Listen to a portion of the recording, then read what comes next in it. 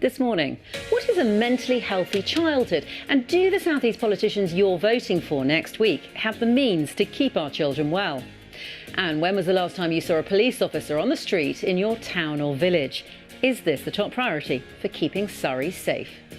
We don't.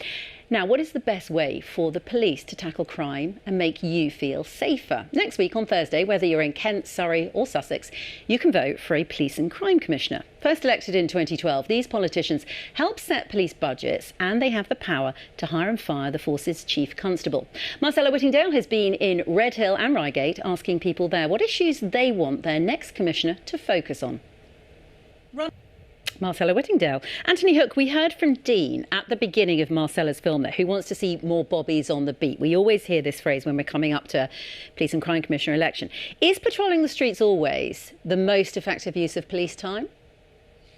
We're having a tiny bit of trouble. The sound is breaking up very slightly on our call with you. So if I might turn to Anthony, and hopefully we'll come back and it will be a little bit easier to hear. Anthony Hook, there are trade-offs, aren't there? And this is, I suppose, what you're both alluding to. Money spent on officers is money not spent on other things that are important. Victims of crime, East Surrey Domestic Abuse Service we heard about in the film. Those are all things that need funding as well as the police staff. Let's go back to Henry Smith and see if the sound's a little bit better. There's not much we can do about it this end, Henry, I apologise. So let me just ask you another question about police numbers. Your party's candidates, as many do, including the independents, talk a lot about increasing police numbers. Is this an admission from these politicians that your party was wrong to make cuts for so many years? Well, one of those right places, schools. I was reading about the mental health support teams in schools which have been established, which sounds like a really good idea. But I also read that the proposal was only to roll those out to a maximum of a quarter of the country's children by 2023, leaving 3/4 of them without a mental health support team in their school.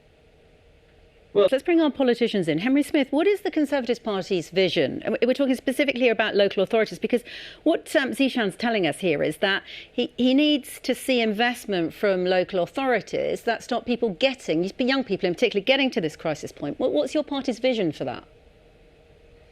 I'm going to go to Anthony Hook because we're just struggling with the sound again briefly at the very end of your answer there. Anthony Hook, let's talk about the Liberal Democrats' position on this. If you are to become more powerful in local government, what's your vision for making sure that the local authorities can play their part fully in stopping the GPs from having to handle young people when they get to crisis point?